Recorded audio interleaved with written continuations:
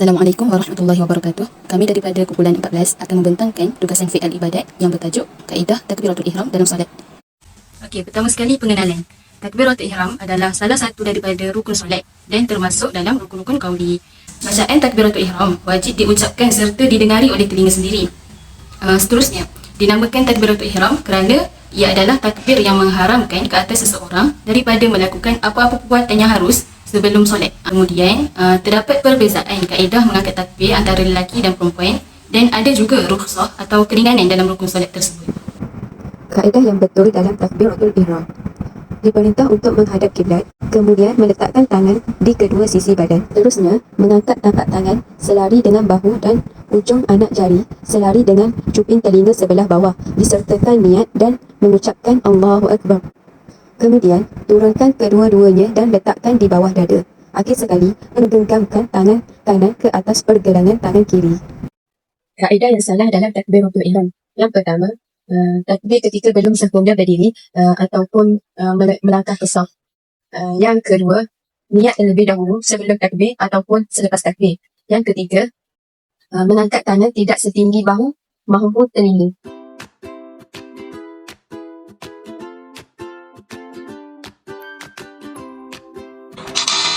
Sahaja aku solat fardu zuhur 4 rakaat tunai kerana Allah Ta'ala. Allahu Akbar. Allahu Akbar.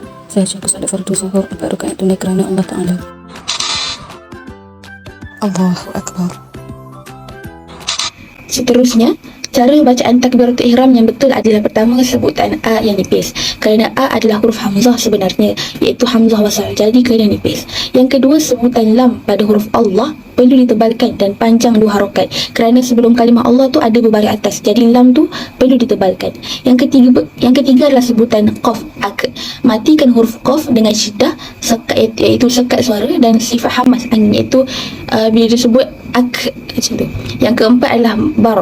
Ba tu dinipiskan dan ra itu ditebalkan. Jadi perkataan kalimah takbiratul ihram yang sebenarnya adalah Allahu Akbar. Kesalahan dalam bacaan takbiratul ihram yang menyebabkan solat seseorang itu tidak sah adalah yang pertama, membaca panjang pada sebutan A seolah-olah ada hamzah istifham di depannya. Sebagai contoh, Allah. Sebab perkara ini adalah salah kerana boleh merubah makna, jadi adakah Allah Maha Besar. Yang kedua, sebutan Ha dibaca sukun seolah-olah ada 2 huruf Ha. Sebagai contoh, Allahu. Perkara ini adalah salah kerana ia menambah huruf lain, iaitu Ha. Yang ketiga, membaca panjang pada sebutan bar seolah-olah ada huruf alif di tengah-tengahnya. Sebagai contoh, Akbar. Perkara tersebut adalah salah kerana ia boleh merubah makna menjadi Allah gendang besar. Perbezaan kaedah takbiratul ihram di antara lelaki dan perempuan.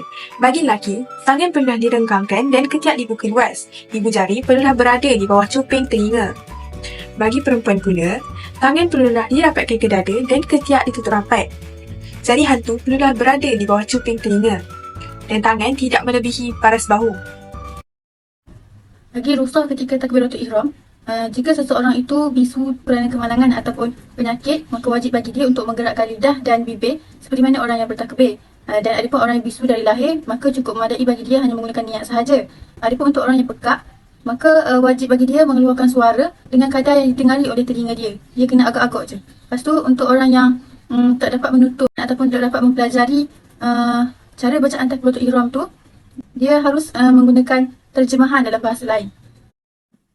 Takbiratul ihram merupakan salah satu daripada rukun solat yang mana kita wajib melakukannya pada permulaan setiap solat, sama ada solat fardu ataupun solat sunat. Jika seseorang itu terlupa untuk melakukan sunat ab'ad ketika solat, masih boleh diperbaiki dengan melakukan sujud sahwi. Manakala jika seseorang itu tertinggal takbiratul ihram semasa solat ataupun mengabaikannya, maka solat itu dikira tidak sah dan perlu mengulanginya semula.